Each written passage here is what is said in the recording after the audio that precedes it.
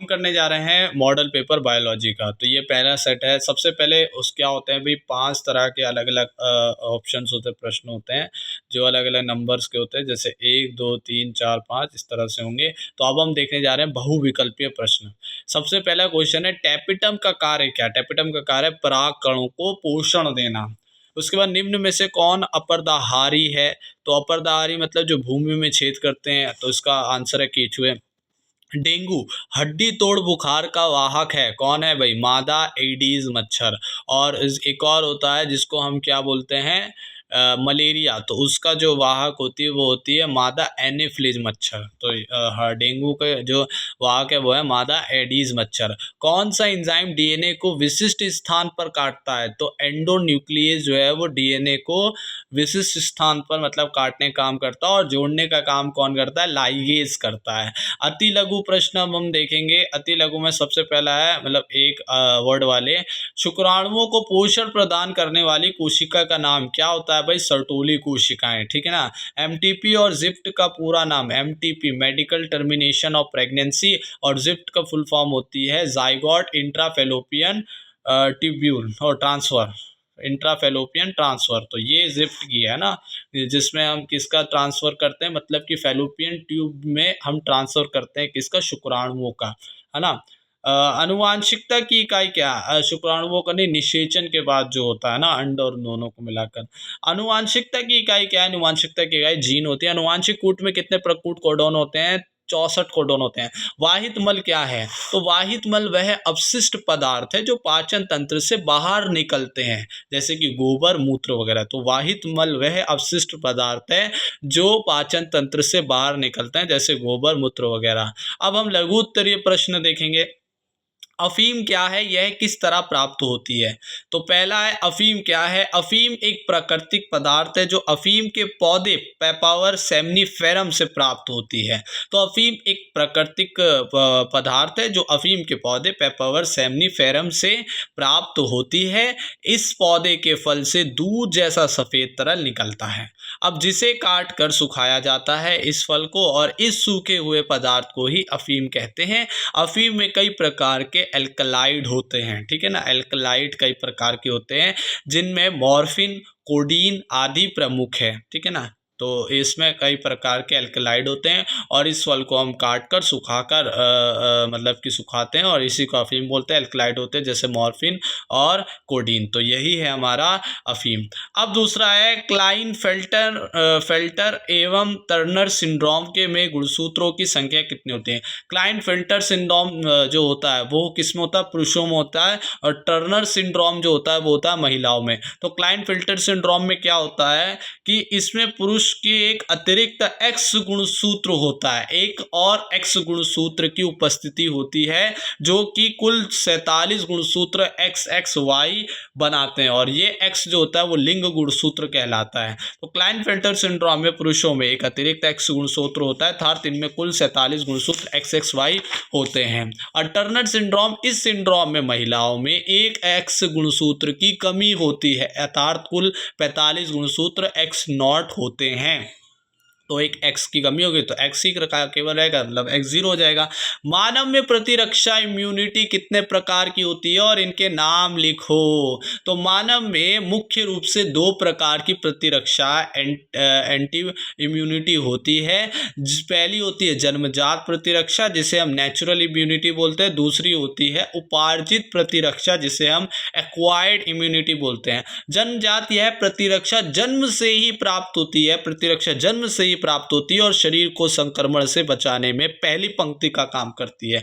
तो यह प्रतिरक्षा जन्म से ही प्राप्त होती है और शरीर को बचाने के लिए पहली पंक्ति का काम करती है। जबकि उपार्जित प्रतिरक्षा एक्वायर्ड इम्यूनिटी, यह प्रतिरक्षा जीवन के दौरान विकसित होती है और शरीर को विशिष्ट रोगजनकों से लड़ने में मदद करती है। तो यह प्रतिरक्षा जीवन के दौरान विकसित होती है और शरीर को विशिष्ट रोगजनकों से लड़ने में मदद करती है। अब उसके बाद है प्रतिजैविक प्रतिजैविक क्या है? किन्हीं 2 सूक्ष्म जीवों के नाम लिखे जिनका प्रयोग प्रतिजैविकों के रूप में किया जाता है। तो प्रतिजैविक एंटीबायोटिक्स वे रसायन होते हैं जो बैक्टीरिया जैसे सूक्ष्म जीव को मारते हैं या उनकी वृद्धि को रोकते हैं। इनका प्रयोग विभिन्न प्रकार के संक्रमण रोगों के इलाज के लिए किया जाता है। तो प्रतिजैविक वह रसायन पदार्थ है जो कि सूक्ष्म जीव बैक्टीरिया को मारने के लिए इस्तेमाल किए जाते हैं या उनकी वृद्धि को रोकते हैं, और इनका प्रयोग विभिन्न प्रकार के संक्रमण रोगों के इलाज के लिए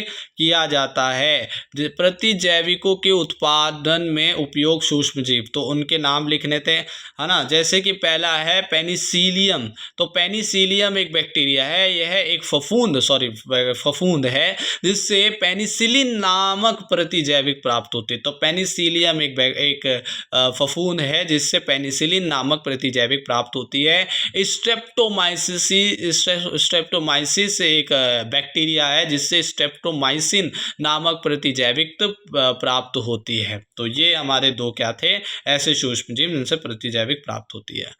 अब हमारा क्वेश्चन है वन्य जीव संरक्षण के लिए सरकार ने क्या कदम उठाए हैं? तो वन्य जीव संरक्षण के लिए सरकार ने कई कदम उठाए हैं।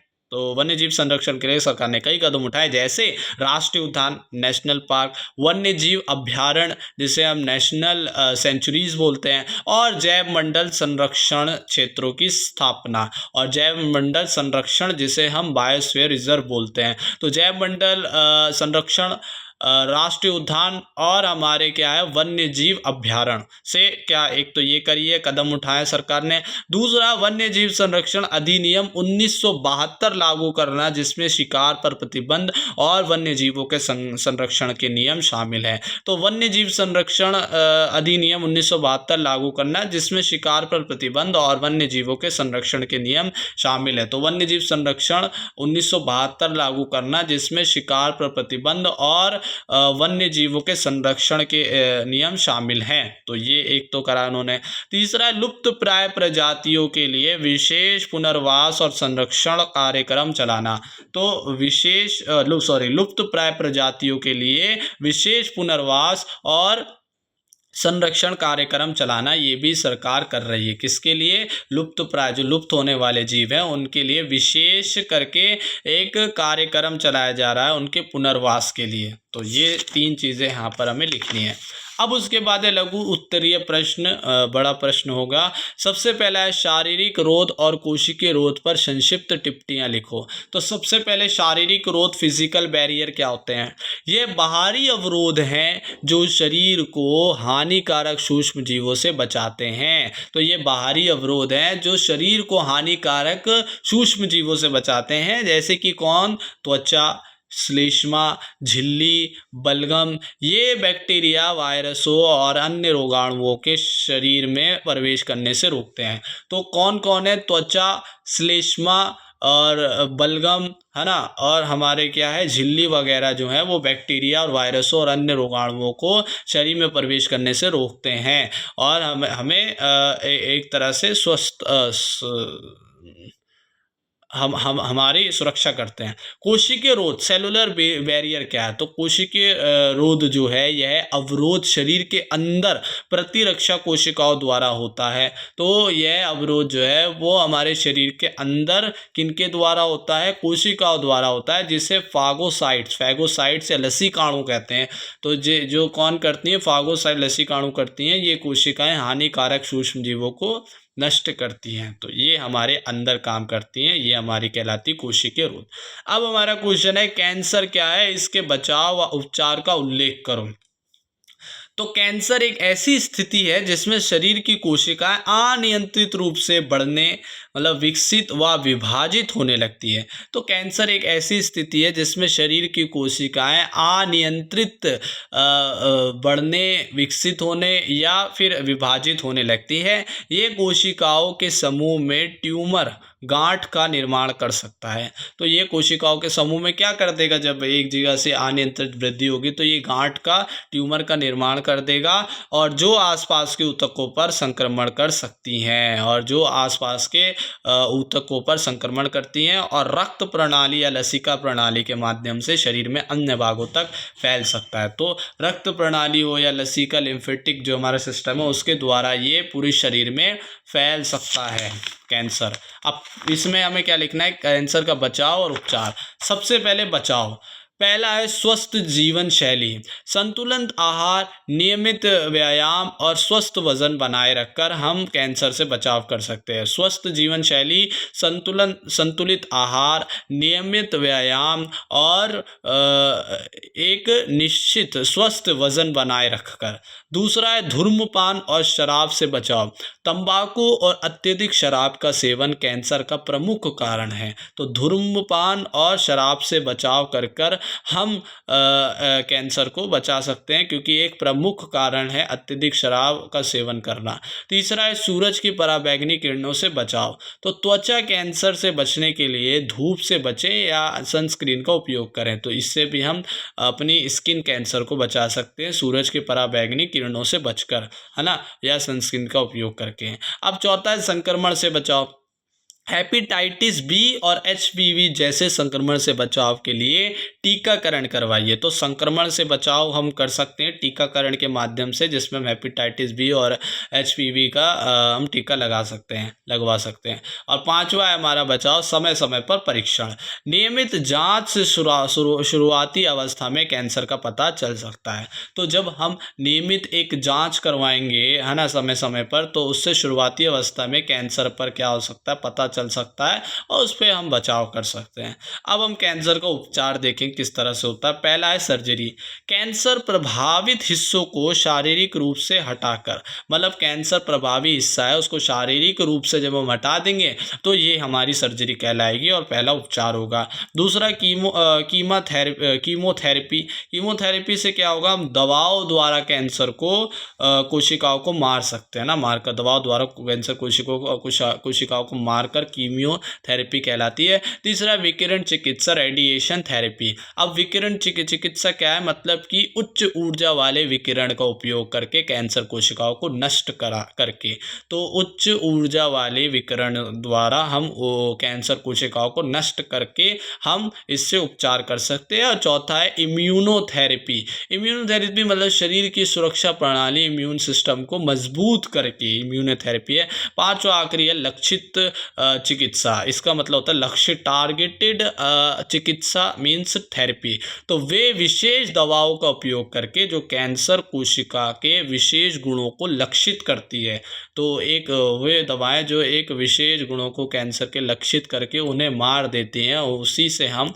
इसका उपचार कर सकते हैं। तो ये 5 कुछ उपचार थे, 5 बचाव थे, और हमने कैंसर की डेफिनेशन बोली, जो कि अनियंत्रित रूप से फैलाव या बढ़ना या फिर उसका विभाजन होना ही कैंसर होता है कोशिकाओं का।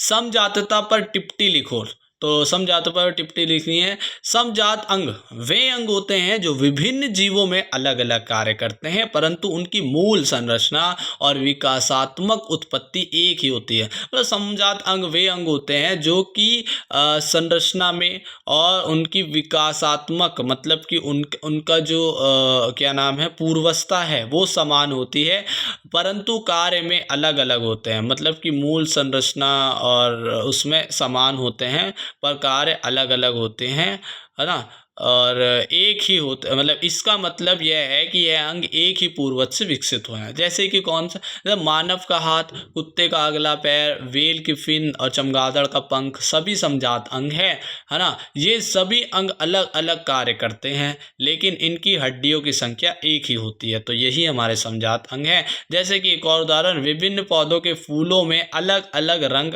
आकार व गंध होती है, लेकिन इनकी मूल संरचना एक ही होती है। तो विभिन्न पौधों के फूलों में अलग अलग रंग, आकार व गंध होती है, लेकिन इनकी मूल संरचना एक ही होती है। अब हम देखेंगे लघु बीजाणुधानी परागकोश तथा गुरु बीजाणुधानी बीजांड के बीच कोई 3 अंतर। तो लघु बीजाणु परागकोश और गुरु बीजाणु बीजांड। तो लघु बीजाणु हमारा जो होता है वो नर का शुक्राणु कह सकते हैं, और गुरु बीजाणु बीजांड जो है हमारा सॉरी ये एंथर है ना। और ये हमारा क्या है, हमारा बीजांड, मतलब कि ये एक तरह से मेल रिप्रोडक्टिव सिस्टम है और ये फीमेल। तो लघु बीजाणुधानी और गुरु बीजाणुधानी के बीच 3 मुख्य अंतर। सबसे पहला स्थान। तो परागकोश जो हमारा लघु बीजाणुधानी है यह पुंकेसर एंथेरा के अंदर स्थित होते हैं। तो अच्छा हाँ ठीक है। तो ये कहाँ स्थित होते हैं, ये पुंकेसर के अंदर स्थित होते हैं, जबकि बीजांड यह अंडक कार्पेल के भीतर अंडाशय में स्थित होते हैं। तो कार्पेल जो है हमारा उसके भीतर अंडाशय में स्थित होते हैं, मतलब अंडक के अंदर अंडाशय में स्थित होता है बीजांड, ठीक है ना। वही जो हमारा मैंने क्या बोला था, उनके स्पर्म वगैरह कह सकते हैं, ये एग है ना। अब उसका कार्य देखो भाई, दूसरा अंतर। परागकोश में सूक्ष्म बीजाणु माइक्रोस्पोर्स बनते हैं जो परागकणों का निर्माण करते हैं और नर युग्मकों का उत्पादन करते हैं। लेकिन बीजांड में क्या होता है, बीजांड में गुरु बीजाणु मेगा स्पोर्स बनते हैं जो भ्रूण थैली का निर्माण करते हैं और मादा युग्मकों का उत्पादन करते हैं। तो परागकोश में क्या होता है, परागकोश में सूक्ष्म बीजाणु माइक्रोस्पोर्स बनते हैं जो परागकणों का निर्माण करते हैं और नर युग्मकों का उत्पादन करते हैं। जबकि बीजांड में गुरु बीजाणु मेगा स्पोर्स बनते हैं जो भ्रूण थैली का निर्माण करते हैं और मादा युग्मकों का उत्पादन करते हैं। तीसरा गुणसूत्रीय संख्या। परागकण अगुणित होते हैं और बीजांड जो है वो द्विगुणित हो जाते हैं, 2n होते हैं। तो ये भी एक अंतर है भाई। समष्टि की किन्हीं 3 महत्वपूर्ण विशेषताओं की व्याख्या कीजिए। समष्टि मतलब होता है पॉपुलेशन। पॉपुलेशन किसी एक ही जाति के जीवों का समूह होता है जो एक निश्चित भौगोलिक क्षेत्र में रहते हैं और आपस में प्रजनन कर सकते हैं। उसी को हम क्या बोलते हैं, पॉपुलेशन। किसी एक ही जाति के जीवों का समूह जो एक ही निश्चित भौगोलिक क्षेत्र में रहते हैं और आपस में प्रजनन जनन कर सकते हैं। समष्टि की 3 महत्वपूर्ण विशेषताओं की व्याख्या। सबसे पहले समष्टि घनत्व, पॉपुलेशन डेंसिटी। समष्टि घनत्व किसी विशेष क्षेत्र में रहने वाले जीवों की संख्या को दर्शाता है। तो समष्टि घनत्व किसी विशेष क्षेत्र में रहने वाले जीवों की संख्या को दर्शाता है। इसे आबादी की संख्या को क्षेत्र की इकाई से विभाजित करके मापा जा सकता है। तो आबादी की संख्या को क्षेत्र की इकाई से विभाजित करके मापा जा सकता है। समष्टि घनत्व से हमें यह समझने में मदद मिलती है कि क्षेत्र में जीवों के रहने और संसाधनों की उपलब्धता कैसी है, जैसे उच्च घनत्व संसाधनों की प्रतिस्पर्धा को बढ़ा सकता है।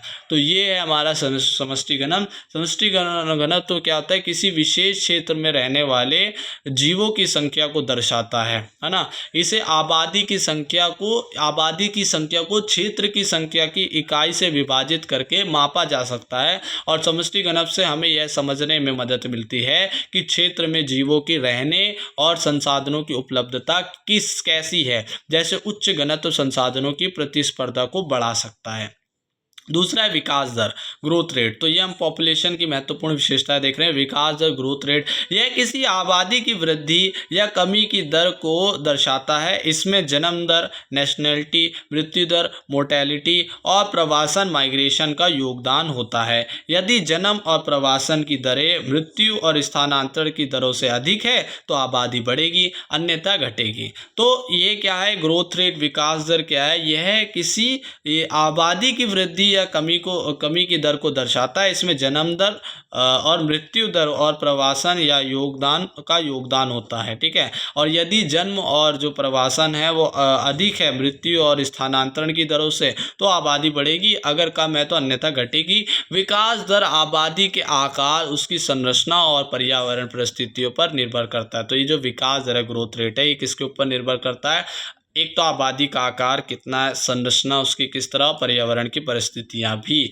तीसरा हम अब देखेंगे आयु संरचना, एज स्ट्रक्चर। तो आयु संरचना किसी आबादी में विभिन्न आयु समूहों का अनुपात है। तो आयु संरचना किसी आबादी में विभिन्न आयु समूहों का अनुपात है। जैसे कि कौन कौन से समूह, शिशु, युवा, वयस्क और वृद्ध, यह आबादी की भविष्य की वृद्धि और विकास की क्षमता का संकेत देता है। तो यह आबादी की भविष्य की आबादी और जो हमारा क्या है जो विकास की क्षमता है उसका संकेत देता है। यदि आबादी में युवा अधिक है तो भविष्य में इसकी वृद्धि की संभावना अधिक होती है, जबकि वृहद आबादी में वृद्धि की संभावना कम हो जाती है। आयु संरचना समष्टि के स्वस्थ प्रजनन क्षमता और दीर्घकालिक अस्तित्व को दर्शाती है। तो ये एक जो हमारी आबादी क्या नाम है आयु संरचना है वो क्या दर्शाती है, एक स्वस्थ प्रजनन क्षमता और दीर्घकालिक अस्तित्व को दर्शाती है कि दूर तक जो इनका अस्तित्व है वो कैसा बना रहने वाला है इस देश का, इस जगह का। अब हम देखेंगे निम्नलिखित में से आप क्या समझते हैं। सबसे पहले जीवन की उत्पत्ति, फिर ऑस्ट्रेलोपिथेकस, आदिमानव, तीसरा संक्रामक रोग और फिर डार्विनवाद। पहला जीवन की उत्पत्ति, ओरिजिन ऑफ लाइफ, वह प्रक्रिया है जिसके तहत पृथ्वी पर जीवन का आरंभ हुआ। तो जीवन की उत्पत्ति वह घटना है, वह तहत है ना, प्रक्रिया है जिसके द्वारा जीवन का प्रारंभ हुआ। और प्रारंभ में पृथ्वी पर जीवन का आरंभ करीब 3.5 से 4 अरब साल पहले हुआ।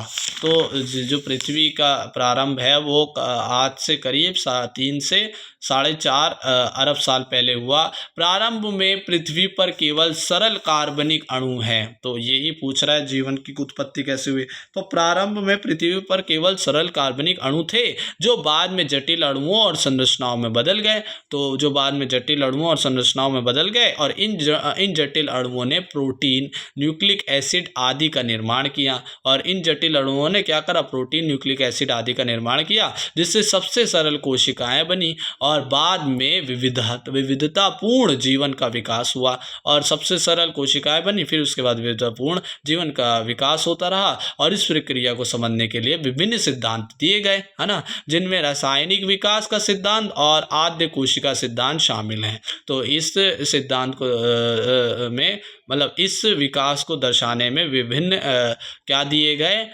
सिद्धांत दिए गए, जिसमें रासायनिक विकास तथा आद्य कोशिका सिद्धांत शामिल है। कुछ प्रमुख सिद्धांत में शामिल है, देखो कौन कौन से।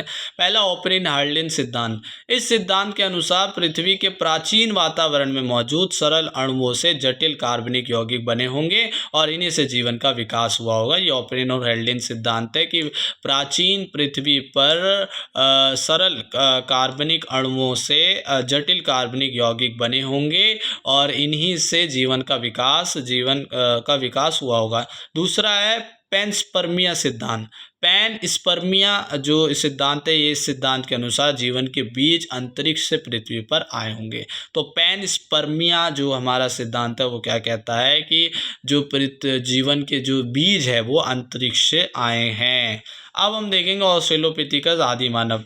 मानव विकास के शुरुआती चरण में रहने वाले एक प्रकार के प्राचीन मानव थे। इन्हें आमतौर पर आदि मानव के रूप में जाना जाता है। तो मानव विकास के जो शुरुआती दौर के जो मनुष्य थे, जो मानव थे, उन्हें हम क्या बोलते हैं, ऑस्ट्रेलोपिथेकस बोलते हैं। आदि मानव के रूप में जाना जाता है, प्राचीन मानव, है ना, शुरुआती चरण के। अब इनकी विशेषता देखें, देखो ऑस्ट्रेलोपिथेकस सीधे चल सकते थे और उनका मस्तिष्क का आकार आधुनिक मानव की तुलना में छोटा था। तो ऑस्ट्रेलोपिथेकस सीधे चल सकते थे और उनका मस्तिष्क का आकार आधुनिक मानव जैसे हम उनसे छोटा था।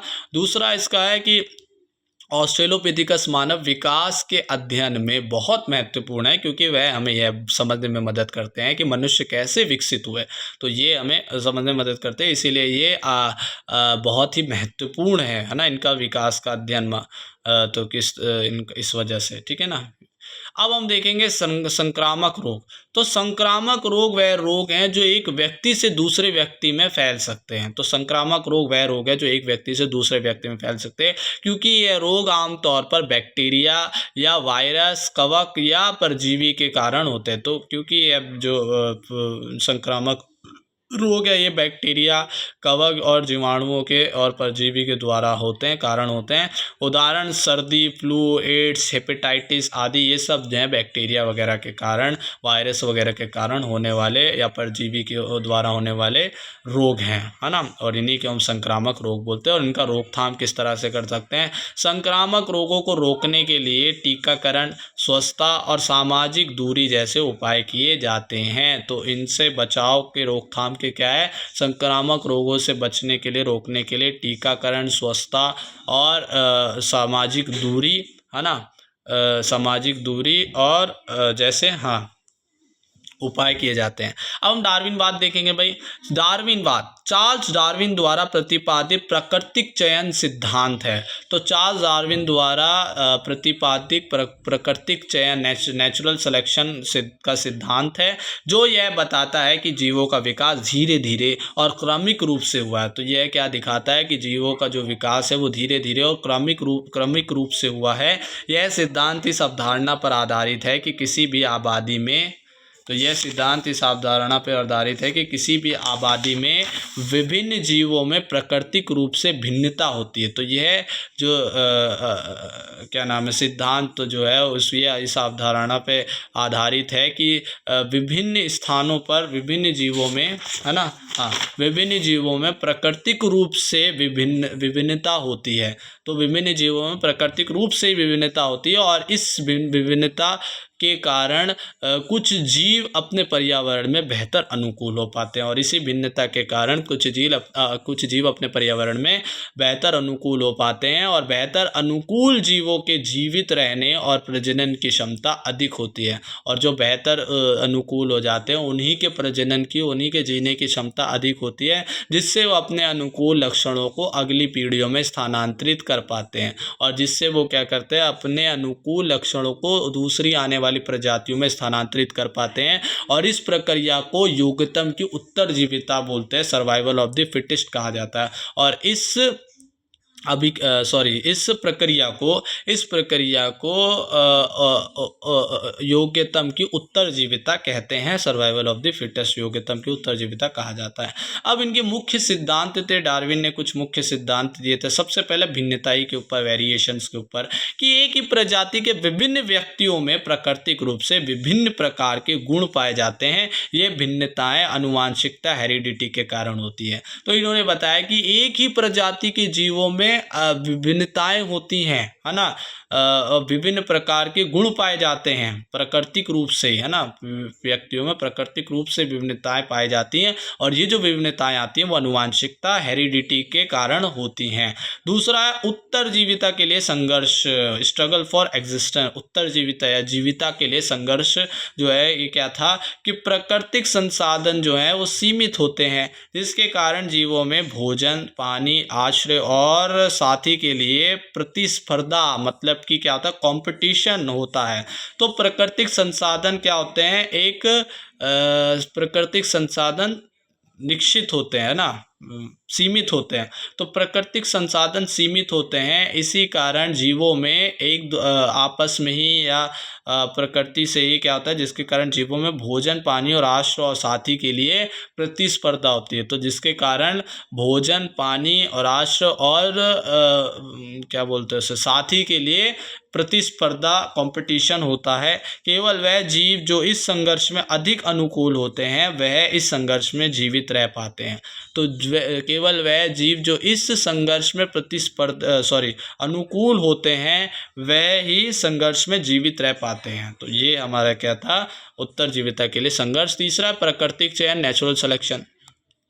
प्रकृति स्वाभाविक रूप से सबसे उपयुक्त जीवों का चयन करती है। तो प्राकृतिक जो है वो स्वाभाविक रूप से उपयुक्त जीवों का चयन करती है, जिसे हम प्राकृतिक चयन, नेचुरल सिलेक्शन बोलते हैं, जो अपने पर्यावरण में जीवित रहते हैं और प्रजनन करते हैं।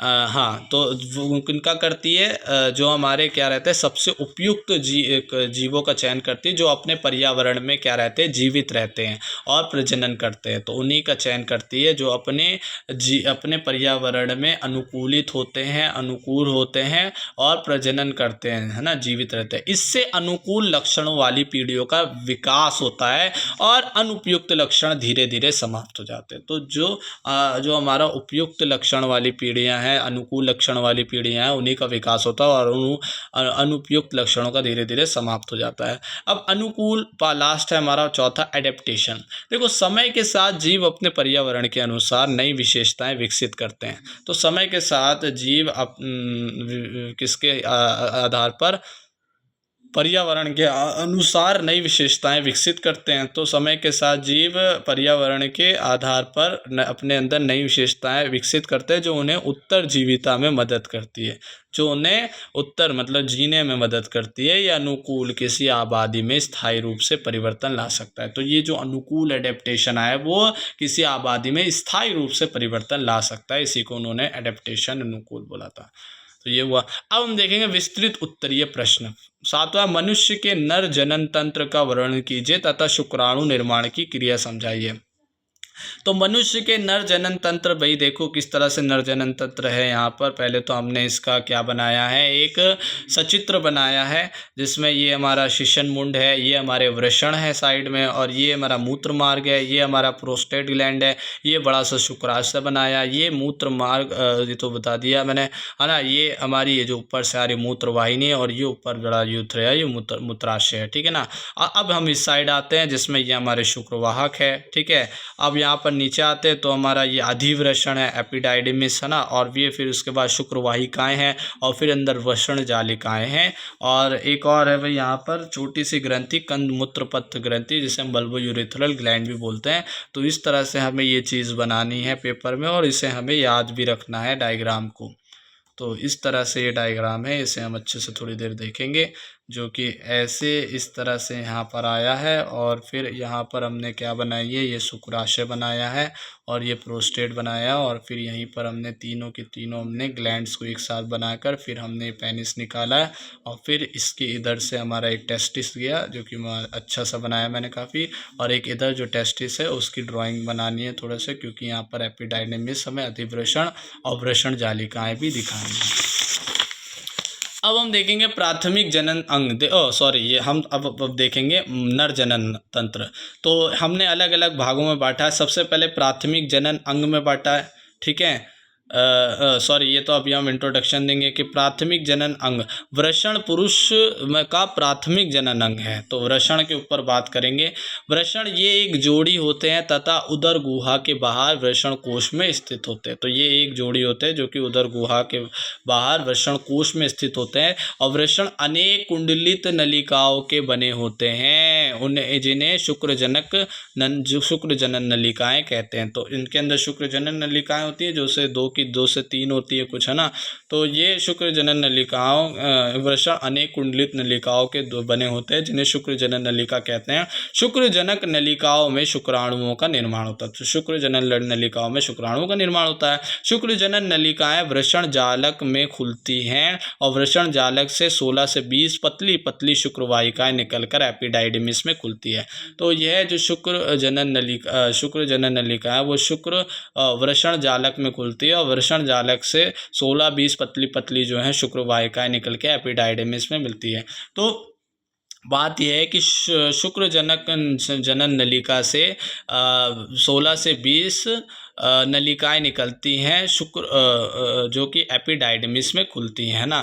तो इस तरह से बोल सकते। वृषण शुक्राणु स्पर्म के निर्माण का कार्य करते हैं, है ना। शुक्राणु स्पर्म का कार्य करते हैं, है ना। एक बार और भी मैंने यहाँ पे शुक्रजनक नलिकाओं में शुक्राणु का निर्माण होता है, तो वृषण भी क्या करते हैं, स्पर्म का निर्माण करते हैं। ये विशेषकर टेस्टोस्टेरोन हार्मोन का निर्माण करते हैं, जो जनन में सहायक होते हैं। तो ये विशेषकर एक टेस्टोस्टेरोन हार्मोन का निर्माण करते हैं, जो कि जनन में सहायक होता है। अब उसके बाद है सहायक जनन अंग, ठीक है ना। ये तो प्राथमिक जनन अंग था। अब हम देखेंगे सहायक जनन अंग।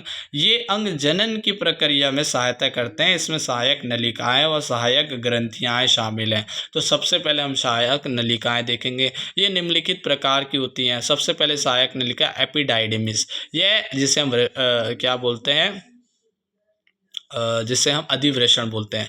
यह लगभग 6 मीटर लंबी पतली तथा अत्यधिक कुंडलित नलिका होती है। तो यह लगभग 6 मीटर लंबी और अत्यधिक कुंडलित नलिका, पतली और लंबी कुंडलित नलिका होती है, जो वृषण के अग्र, पश्च तथा भीतर भाग को ढाके होती है। तो अग्र, पश्च और भीतर भाग को ढाके होती है। और दूसरा है भाई शुक्रवाहिनी। तो एपिडाइडिमिस से एक शुक्रवाहिनी निकलकर वृषण नाल से होती हुई उदर गुहा में प्रवेश करती है। शुक्रवाहिनी मूत्रवाहिनी के साथ फंदा बनाकर मूत्रमार्ग के अधर भाग में खुलती है। तो फिर उसके बाद एपिडाइडिमिस वह शुक्रवाहिनी है जो कि एपिडाइडिमिस से एक शुक्रवाहिनी निकलकर वृषण नाल से होती हुई उदर गुहा में प्रवेश करती है। वृषण नाल से होती हुई उदर गुहा में एक हमारी शुक्रवाहिनी प्रवेश करती है जो कि शुक्रवाहिनी मूत्रवाहिनी के साथ फंदा बनाकर मूत्रमार्ग के अधर भाग में खुलती है। तीसरा है शकलन वाहिनी। शकलन जो है हमारा मतलब इजैकुलेट वाली जो वाहिनी है शुक्राशय की होती है, वो शुक्राशय से होती हुई जो हमारी शुक्रवाहिनी है। दो छोटी पतली भित्ति वाली वाहिनियां प्रोस्टेट ग्रंथि से होकर मूत्र मार्ग में खुलती है, इन्हें शकलन वाहिनियां कहते हैं। तो दो छोटी ये ग्रंथियों छोटी पतली भित्ति वाली वाहिनियों में प्रोस्टेट ग्रंथि से होकर मूत्र मार्ग से खुलती है, इन्हें शकलन वाहिनी कहते हैं। तो प्रोस्टेट आ गई ना एक ग्लैंड। अब उसके बाद पेनिस जो है यह नर मैथुन अंग है। मूत्र व वीर्य दोनों हेतु साझा मार्ग है जो शिश्नार्ग पर खुलता है। तो यह क्या है, एक नर मैथुन अंग है पेनिस। मूत्र व वीर्य दोनों हेतु साझा मार्ग है। तो मूत्र मार्ग के लिए भी है और वीर्य के लिए भी है, दोनों के लिए एक साझा मार्ग है हमारा पेनिस। अब हम देखेंगे यहाँ पर सहायक जनन ग्रंथियाँ। इन ग्रंथियों का स्त्रावण जनन प्रक्रिया में सहायता करता है। पहला है भाई शुक्राशय। तो भाई यह एक जोड़ी द्विपालित थैलीनुमा संरचना है। तो यह एक जोड़ी द्विपालित थैलीनुमा संरचना है। कौन सी? शुक्राशय। दो, एक जोड़ी मतलब दो हैं। तो द्विपालित थैलीनुमा एक संरचना है। इससे चिपचिपा द्रव स्त्रावित होता है जो वीर्य का मुख्य भाग बनाता है। तो शुक्राशय जो कि बहुत सबसे बड़ा पार्ट है ना, इससे चिपचिपा द्रव स्त्रावित होता है जो वीर्य का मुख्य भाग बनाता है। दूसरा, यह शुक्राणुओं का पोषण एवं संरक्षण करता है। तो यह शुक्राणुओं का पोषण एवं संरक्षण करता है। दूसरा है भाई प्रोस्टेट ग्रंथि। यह ग्रंथि मूत्र मार्ग के अधर भाग के चारों ओर स्थित होती है तथा इससे हल्का अम्लीय तरल स्रावित होता है। तो इससे हल्का अम्लीय तरल स्रावित होता है और ये एक ही ग्रंथि होती है पूरी जो कि मूत्र मार्ग के अधर भाग के चारों ओर स्थित होती है। अब ये शुक्राशय व प्रोस्टेट के स्राव मिलकर सेमिनल प्लाज्मा कहलाते हैं। तो शुक्राशय और जो हमारा प्रोस्टेट है उन दोनों का जो स्राव है जो हल्का अम्लीय तरल स्रावित कर रहा है उन्हीं को मिलाकर हम सेमिनल प्लाज्मा बोलते हैं, मतलब सीमन बोलते हैं, है ना।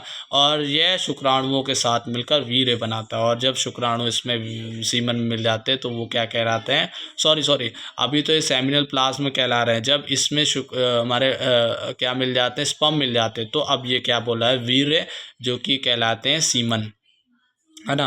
अब उसके बाद तीसरा काउपर्स ग्रंथि जो हमारा बल्बोयूरेथ्रल ग्लैंड भी है। तो इन्हें बल्बोयूरेथ्रल ग्रंथियां भी कहते हैं। यह ग्रंथि मैथुन से पहले एक चिकने द्रव का स्त्रावण तथा क्षार का स्त्रावण करती है। तो ये एक मैथुन प्रक्रिया से पहले एक तो चिकने किसका द्रव का और क्षार का स्त्रावण करती है। तो क्या होता है, यह मूत्र मार्ग की अम्लीयता को समाप्त करती है। क्षार क्यों निकलना, अम्ल को खत्म करने के लिए, जिससे अच्छे से स्पर्म जा सके, तथा योनि मार्ग में पहुंचकर मैथुन को सुगम करता है। तो और चिकनाहट क्यों आ रहा है, योनि मार्ग में पहुंचने के लिए अच्छे से, है ना, तो उसके लिए सुगम करता है। अब उसके अथवा में एक निम्नलिखित में अंतर लिखिए। तो अब लास्ट की हैं ये कुछ चीज़ें जो हम अंतर लिखकर ख़त्म करेंगे। भाई क्या है, एक प्लाज्मिक डीएनए और गुणसूत्रीय डीएनए में अंतर है। तो प्लाज्मिक डीएनए और गुणसूत्रीय डीएनए, सबसे पहले परिभाषा में अंतर देखें, फिर उपस्थित स्थान, फिर कार्य क्षमता और प्रजनन। तो प्लाज्मिक डीएनए परिभाषा है एक छोटा वृत्ताकार अणु जो बैक्टीरिया में स्वतंत्र रूप से पाया जाता है। तो एक छोटा वृत्ताकार अणु जो बैक्टीरिया में स्वतंत्र रूप से पाया जाता है उसी को हम प्लाज्मिक डीएनए बोलते हैं। जबकि गुणसूत्रीय डीएनए एक बड़ा रेखिक डीएनए अणु जो जीवों के गुणसूत्रों में पाया जाता है। तो ये एक बड़ा रेखीय अणु है जो कि डीएनए अणु है जो कि जीवों के गुणसूत्रों में पाया जाता है। अब उपस्थित स्थान इसके देखेंगे। देखो भाई उपस्थित स्थान कहाँ पाया जाता है, प्राय बैक्टीरिया और कुछ यूकैरियोट्स में पाया जाता है ना। तो बैक्टीरिया और कुछ यूकैरियोट्स में पाया जाता है, जबकि गुणसूत्रीय डीएनए सभी प्रोकैरियोटिक और यूकैरियोटिक में पाया जाता है। तो सभी अब कार्य क्षमता देखेंगे, इसकी कार्य क्या है, जीवों में अतिरिक्त जीन या एंटीबायोटिक प्रतिरोध प्रदान करता है। तो जो हमारा प्लाज्मिक डीएनए वो क्या करता है, जीवों में अतिरिक्त क्या बोलते हैं उसे, जैविक के खिलाफ प्रतिरोध का प्रदान करता है ना, एंटीबायोटिक के खिलाफ अतिरिक्त जीन या एंटीबायोटिक प्रतिरोध प्रदान करता है, ठीक है ना। अब उसके बाद है गुणसूत्र डीएनए में भाई कार्यक्षमता सभी आवश्यक जीनों को नियंत्रित करता है जो जीवन के लिए आवश्यक है। तो सभी जो हमारे आवश्यक जीन है उनको नियंत्रित करने का काम, और जीवन के लिए जो आवश्यक है उन सबको सभी जीनों को नियंत्रित करने का इसका काम है जो जीवन के लिए आवश्यक है। फिर उसके बाद है प्रजनन। देखो भाई, स्वतंत्र रूप से प्रतिकृति कर सकता है जो हमारा प्लाज्मिक डीएनए है, पर गुणसूत्रीय डीएनए में क्या होता है, जब विभाजन होता है जब ये क्या होते हैं, कोशिका विभाजन के समय ही प्रतिकृति करता है। तो कोशिका जब विभाजित होगी जब ये डीएनए प्रतिकृति करेगा, पर ये स्वतंत्र रूप से प्रतिकृति कर लेता है प्लाज्मिक डीएनए। फिर हमारा दूसरा अंतर है एक्सोन्यूक्लिएज और एंडोन्यूक्लिएज एंजाइम में अंतर। तो एक्सोन्यूक्लिएज और एंडोन्यूक्लिएज एंजाइम क्या है, देखो सबसे पहले इनके कार्य, फिर काटने का स्थान, फिर प्रयोग देखेंगे। दोनों एक एंजाइम है जो कि डीएनए को काटने का कार्य करते हैं। एक्सोन्यूक्लिएज डीएनए अणु के सिरों से न्यूक्लियोटाइड्स को काटता है। तो इसका कार्य क्या है, डीएनए अणु के सिरों से न्यूक्लियोटाइड्स को काटना। और एंडोन्यूक्लियस का क्या है, डीएनए अणु के भीतर विशेष स्थानों पर न्यूक्लियोटाइड को काटना। तो डीएनए के भीतर विशेष स्थान पर डीएनए को काटने का कार्य कौन करता है, एंडोन्यूक्लियस। और डीएनए अणु के सिरों से काटने का कार्य कौन करता है, एक्सोन्यूक्लियस। काटने का स्थान वही डीएनए के अंत से न्यूक्लियोटाइड्स हटाता है हमारा कौन, एक्सोन्यूक्लियस। और एंडोन्यूक्लियस क्या होता है, डीएनए के बीच से न्यूक्लियोटाइड्स को हटाता है। तो ये इसका काटने का स्थान है। फिर लास्ट में प्रयोग है। देखो भाई, एक्सोन्यूक्लियस जो है डीएनए के क्रमिक अंत विश्लेषण में किया जाता है। तो डीएनए के क्रमिक अंत विश्लेषण में किसका उपयोग किया जाता है, हमारे एक्सोन्यूक्लियस का। और एंडोन्यूक्लियस जो है जीन क्लोनिंग और आणविक जीव विज्ञान में महत्वपूर्ण भूमिका निभाता है। तो जीन क्लोनिंग और आणविक जीन विज्ञान में महत्वपूर्ण भूमिका कौन निभाता है, हमारा एंडोन्यूक्लियस। तो अभी हम इतना ही रखते हैं, बाकी और भी चलो ये भी हम कर लेते हैं। अब हम सेट 2 देख रहे हैं, फिर से हम बहुविकल्पी प्रश्न देखेंगे। आवर्त बीजी पौधों में पुंकेसर है। तो आवर्त बीजी पौधों में जो हमारा पुंकेसर है वो क्या है, नर जनन अंगांग है ना। प्रभाविता एवं पृथक्करण के नियमों का प्रतिपादित किसने किया, लॉ ऑफ सेग्रीगेशन। और जो हमारा प्रभाविता का नियम है लॉ ऑफ डोमिनेंस है ना। एक और उसने दिया था, कौन थे वो, मेंडल हमारे, है ना। जीनी अभियांत्रिकी की नींव किस एंजाइम की खोज पे पड़ी। तो जीनी अभियांत्रिकी जो नींव है वो किस एंजाइम पे खोज से पड़ी भाई, प्रतिबंधन अंतः न्यूक्लियस से। तो जो हमारा प्रतिबंधन अंतः न्यूक्लियस है, और जो न्यूक्लियस ही बोल लो, जो अंदर से काटता है शायद, एंडोन्यूक्लियस, तो उसी के उससे हमारी क्या है, जीनी अभियांत्रिकी की नींव इस एंजाइम से पड़ी। अब हमारा पारिस्थितिकी तंत्र से निरंतर आवश्यक होता है। तो पारिस्थितिक इकोसिस्टम को जो निरंतर आवश्यकता वो किसकी होती है, ऊर्जा की। तो ये है हमारा।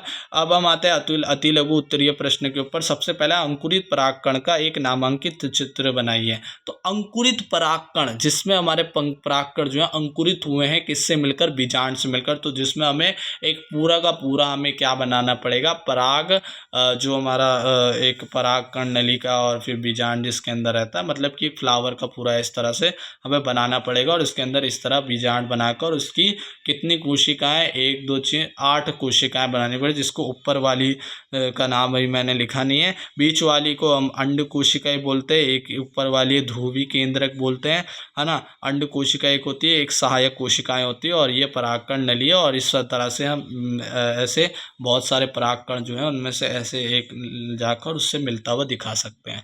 अब हम देखेंगे आर्तव चक्र, जिसको माहवारी वो बोलते हैं, और इसे रजोधर्म स्राव भी बोलते हैं, इसे पीरियड्स बोलते हैं, मेसोसाइकिल बोलते हैं। प्रत्येक 28 दिन के अंतराल पर महिलाओं में गर्भाशय के अंदर से अनिषेचित अंडाणु का रक्त के रूप में बाहर आना मासिक चक्र कहलाता है। तो प्रत्येक 28 दिन के अंतराल पर महिलाओं में गर्भाशय के अंदर से अनिषेचित अंडाणु का रक्त के रूप में बाहर आना मासिक चक्र कहलाता है। तो प्रत्येक 28 दिन के अंतराल में महिलाओं में अनिषेचित अंडाणु का है ना गर्भाशय से रक्त के रूप में बाहर आना ही क्या कहलाता है, मासिक चक्र कहलाता है। और ये अनिषेचित अंडाणु होता है। यह प्रावस्था आर्तव मासिक प्रावस्था मेंस्ट्रुअल फेज कहलाती है। तो ये प्रावस्था जो है आर्तव मासिक प्रावस्था जो है मेंस्ट्रुअल साइकिल कहलाती है। और ये कब होती है, 11 से 12 वर्ष की उम्र में आर्तव चक्र प्रारंभ होता है, जिसे रजोदर्शन कहा जाता है। और एवं 40 से 45 वर्ष की उम्र में यह चक्र स्वतः ही समाप्त हो जाता है, जिसे रजनोवृत्ति कहा जाता है। तो रजनोवृत्ति कहा जाता है। तो ये इस तरह से आर्तव चक्र है। तीसरा है वर्णांध व्यक्ति को रेलवे ड्राइवर क्यों नहीं बनाया जाता। ब्लाइंड, जो कलर ब्लाइंड लोग हैं ना, वर्णांध बोलते हैं उन्हें। तो वर्णांधता जो है लिंग सूत्री अप्रभावी अनुवांशिक विकार है। तो लिंग सूत्री अप्रभावी अनुवांशिक विकार है। तो वर्णांधता लिंग सूत्री अप्रभावी अनुवांशिकता विकार है, जो एक्स क्रोमोसोम में हुए उत्परिवर्तनों के कारण होती है। जो एक्स क्रोमोसोम में उत्परिवर्तनों के कारण होती है, म्यूटेशन के कारण होती है एक्स क्रोमोसोम में, जिसके कारण व्यक्ति लाल एवं हरे रंग में विभेद नहीं कर पाता, लाल और हरे रंग में विभेद नहीं कर पाता है। यही कारण है कि वर्णांधता से ग्रसित व्यक्ति को रेलवे ड्राइवर नहीं बनाया जाता है। तो यही कारण है हमारा, जो वर्णांधता से ग्रसित व्यक्ति है उसको रेलवे ड्राइवर नहीं बनाया जाता है। उसके बाद है भाई समजात तथा समरूपता में अंतर। तो समजात अंग हम पहले भी देख सकते, समजात अंग वे अंग होते हैं जो मूल संरचना में और जिनका जो हमारी क्या नाम है पूर्वस्था वो समान होती है ना, पर कार्य में भिन्न होते हैं। ये अंग रचना एवं उत्पत्ति में, है ना, वही पूर्वस्था में उत्पत्ति में समान होते हैं, परंतु कार्य के आधार पर भिन्न होते हैं। जैसे मनुष्य का हाथ, घोड़े के अगली टांग या कुत्ते के अगले पैर, इस तरह से हम बोल सकते हैं। समरूप अंग ये रंग रचना एवं उत्पत्ति में भिन्न होते हैं, रचना और उत्पत्ति में भिन्न होते हैं, और वो रचना और उत्पत्ति में समान थे पर ये भिन्न और कार्य में एक होते हैं। जैसे कि तितली एवं चमगादड़ के पंख उड़ने में कार्य करते हैं, पर ये रचना और उत्पत्ति में अलग है ना, पूर्वावस्था में अलग है। अब हमारे देखें नागफनी के पौधों में पत्तियां कांटों में क्यों परिवर्तित हो जाती है। तो नागफनी की पत्तियां वाष्पोत्सर्जन को कम करने के लिए कांटों में रूपांतरित हो जाती है। तो नागफनी की पत्तियां वाष्पोत्सर्जन को कम करने के लिए कांटों में रूपांतरित हो जाती है, और इनकी जड़ें भूमि में अधिक गहराई तक चली जाती है, क्योंकि इन क्षेत्रों में जल की कमी होती है। तो यह पौधे आकारिक परिवर्तित हो जाते हैं, आकारिक परिवर्तन हो जाता है इन पौधों में, क्योंकि जल की कमी होती है। तो यह वाष्पोत्सर्जन को कम करने के लिए कांटों में बदल जाते हैं। अब हम लघु उत्तरीय प्रश्न देखेंगे। प्रतिजैविक से आप क्या समझते हैं कि इन्हीं दो प्रतिजैविक के नाम लिखिए। प्रतिजैविक शरीर में पनपने वाले हानिकारक रोगाणुओं के प्रति शरीर की रक्षा करते हैं। तो प्रतिजैविक वे पदार्थ है जो कि सूक्ष्म जीवों को शरीर में मारते हैं या रोकते हैं, है ना। और ये जो होते हैं रोगाणुओं को, हानिकारक रोगाणुओं को शरीर से रक्षा करते हैं ना, शरीर की रक्षा करते हैं। अब प्रतिजैविक का निर्माण प्रायः उन सूक्ष्म जीवों से बनाया जाता है जिनमें कोई विशिष्ट रोग उत्पन्न हुआ। तो प्रतिजैविक का उन सूक्ष्म जीवों से निर्माण होता है जिनके अंदर कुछ विशेष रोग उत्पन्न हुए हों और जिनसे वो भाई आगे जाके बच गए हों, और उन्हें से बनाया जाता है। तो वर्ष 1929 में अलेक्जेंडर फ्लेमिंग ने प्रथम प्रतिजैविक पेनिसिलिन की खोज की, और जो जीवाणुओं की वृद्धि को अवरोध करता है। तो 1929 में अलेक्जेंडर फ्लेमिंग ने एक पेनिसिलिन नामक प्रतिजैविक की खोज की, जो कि बैक्टीरिया जीवाणु की वृद्धि का अवरोध करता है।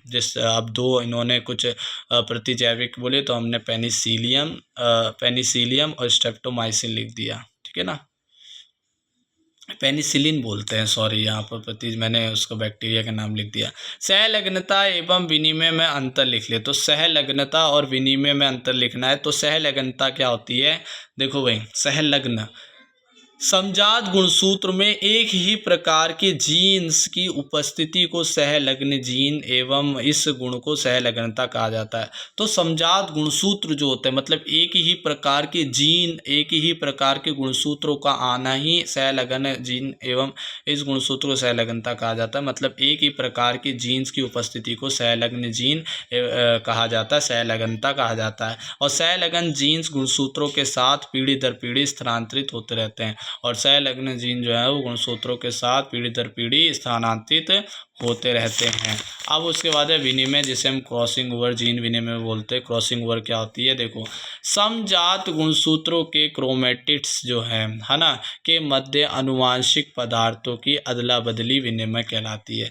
तो समजात गुणसूत्रों के मध्य गुणसूत्रों के क्रोमेटिड्स के मध्य समजात गुणसूत्रों के क्रोमेटिड्स के मध्य अनुवांशिक पदार्थों की अदला बदली विनिमय कहलाती है। तो क्रोमेटिड्स की अदला बदली ही अनुवांशिक पदार्थ की अदला बदली ही विनिमय कहलाती है। और विनिमय प्रक्रिया के द्वारा ही युग्मक में लक्षणों का पीढ़ी दर पीढ़ी स्थानांतरण अलग अलग होता है। तो इसी के द्वारा जो है वो विशेष लक्षण, विभिन्न लक्षण आते हैं। विनिमय प्रक्रिया के द्वारा ही युग्मक में लक्षणों का पीढ़ी दर पीढ़ी स्थानांतरण अलग अलग होता है। तो युग्मकों विनिमय के द्वारा ही युग्मकों का पीढ़ी दर पीढ़ी स्थानांतरण अलग अलग होता है। अब हम देखेंगे डीएनए फिंगरप्रिंटिंग क्या है, इसका उपयोग बताइए। तो डीएनए फिंगरप्रिंटिंग एक प्रकार का परीक्षण है जो किसी व्यक्ति की पहचान, इसके पितृत्व संबंधों एवं उसके व्यक्तित्व के लिए की जाती है।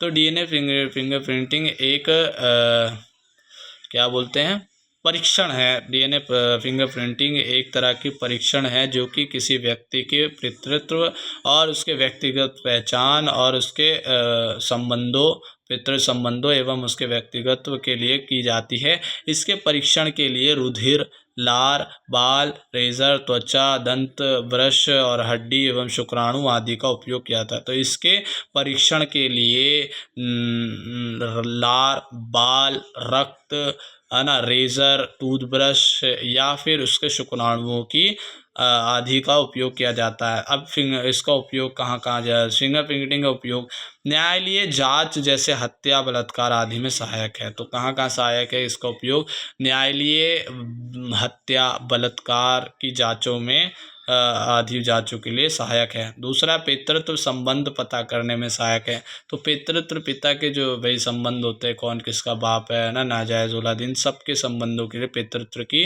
संबंधों के लिए आवश्यक है ना, पता करने के लिए। तीसरा विलुप्त होने वाले जंतु के संरक्षण के लिए आवश्यक है। तो विलुप्त होने वाले जंतु के संरक्षण के लिए भी आवश्यक है। उसके बाद अब हम आगे देखेंगे कल।